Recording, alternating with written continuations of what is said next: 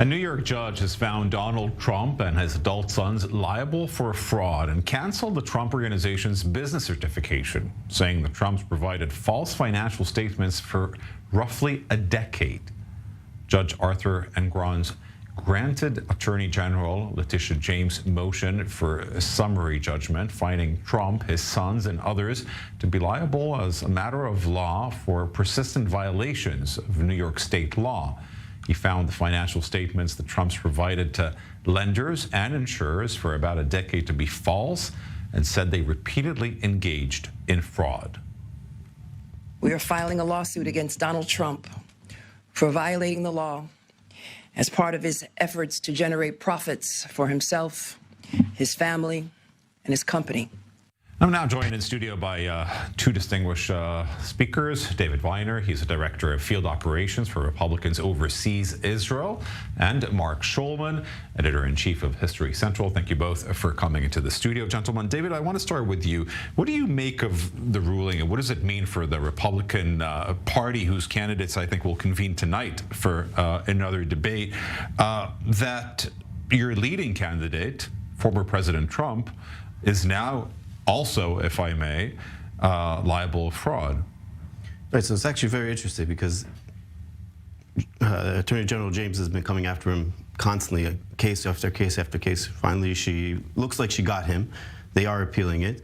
But I think what this actually does is the same thing like if you look at the polls from August 24th when Trump was taken in Atlanta for his mugshot. Since then, the polls have skyrocketed in his favor. I think there was a poll just the other day that he was ahead of Biden by 10 points, and last week by 5 points. Is popular in the United States? I don't think it's popular necessarily. I think that the more minorities, the blacks, Latinos, they see him as one of them now because they always feel like people are out to get them, and now they're looking around and seeing like, wait a second. It looks like they're out to get Trump. They keep attacking him, attacking him, attacking him. And it's just funny that it always comes out right around the debates. If you look at it, it's the mugshot, this, right at the debates. It's grabbing all the attention from all the other candidates and bringing it on Trump. Unifying with the people against the authorities, although Marc Shulman, it's a very different case. In this case, we're talking about a white billionaire from New York, very privileged and very far from that demographic that David just mentioned. It's very clear he's been engaging in fraud from all the way back. Like, why did he go bankrupt 3 times? We forget that. They went bankrupt 3 times. No Republican Party of the past would ever have nominated someone who had gone bankrupt 3 times. The reality is it's a really sad state of America that the Republican Party is too afraid of their crazy base and is afraid to say, wait a second, we cannot have a candidate who has now been decided, adjudicated to be convicted of fraud, not criminal, but civil fraud. He's standing trial in 4 different cases for criminal liability, and it's quite clear that at least some of them he's clearly guilty. But the Republican Party, oh, it's great for the politics. He's going to get nominated because people support him now. The reality is the Republican Party of any period in history, except right now, would have gotten together. Every single candidate would be talking about the fact that we cannot nominate a criminal to become president of the United States again. But no, they're afraid of their base. Every single one of them is afraid of their base. The Republican Party has lost its soul, frankly, to continue down this road with a man who is so flawed in so many different ways. But no, he's popular with this 30% base, and they're all afraid of this 30% base. And it's too bad. The Republicans have some really good candidates. I might even vote for a few of them. But this is insane. I'd like to quote the Attorney General has sought $250 million in damages, a ban on the Trumps from serving as officers of a business in New York, and to stop the company from engaging in business transactions for 5 years. He's called the Trumps' arguments bogus. You know, Nikki Haley, who is, by the way, gaining popularity in the polls, says that America needs a president that can distinguish right from wrong. Another case in the courts. Are you concerned that at some point this could actually affect Trump's possibility maybe to win the nomination of the Republican Party? But what would happen next year? Would that hurt his chances? Well, so I think like Mark said, I think the Republican Party has straight down the line phenomenal candidates, from Ron DeSantis to Vivek Ramaswamy to Nikki Haley. they're all fabulous candidates.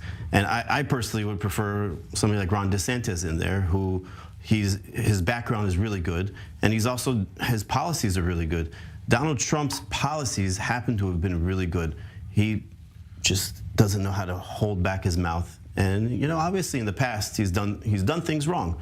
He said it himself that he's been paying politicians to get away with things for years.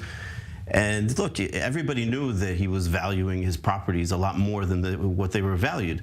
And I think it's more the banking system. It's the same thing we look at. The banking system is horrible. He was horrible for what he did, but the banking system, the fact they let him get away with it, was just as bad. Because I know here in Israel, for instance, if I want to get a mortgage or a second mortgage on my house, they send somebody out to actually look at the house, investigate it, look how much it's worth. So I don't see how the banks can come against him. Frankly, I don't see how the government can really come against him for that, because it's the bank's responsibility to do their due diligence as well. Look, the reality is this past week he called called the chairman of the Joint Chiefs of Staff. It said it was treason and he should be executed. Now, in any other time, every single Republican would be denouncing him and saying this man can't be president. This is what he just said this week. Forget the fact that he said that he beat Obama and the fact that he was going to win World War II.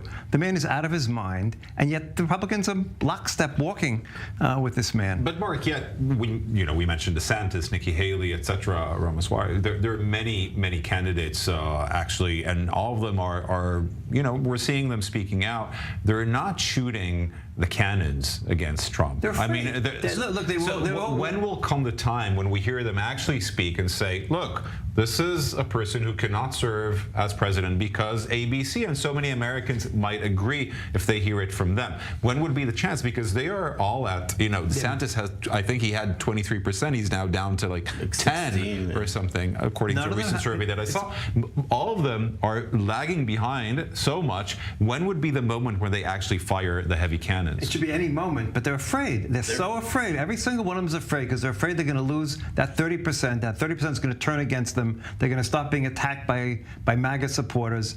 And they're all afraid. If they're afraid of this, they shouldn't be president of the United States, because you can't. There's a 51% lead. He has 51% of the Republican vote. But there's 30% hardcore people. That's fine, but it's 51% of the vote. So if you come and attack Trump, I think if you look at Vivek Ramaswamy, what he's doing, he's not attacking Trump because he's expecting Trump not to be able to run for president. So he's hoping that he'll gain his base, and not to be able because of whether he's indicted. I mean, like you said, he has four indictments against him. Any one of them he could be found guilty for. Whether it's true or not true, it doesn't make a difference.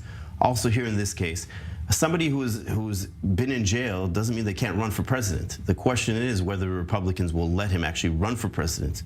That's the real question, because even if he's actually found guilty, he can still run for president. There's nothing in the Constitution, nothing in American law that says that somebody who was in jail or in prison cannot run for president. Except for the issue of the Insurrection Act, which I'm not necessarily in favor of, but that's the only... Which has never been used. The Insurrection Act has never been used in history. I'm just saying it's there, though. It is there. Look, it's an absurd situation when you think about it. Look, I think Biden is too old, and we have two people who shouldn't be running for president, it looks like.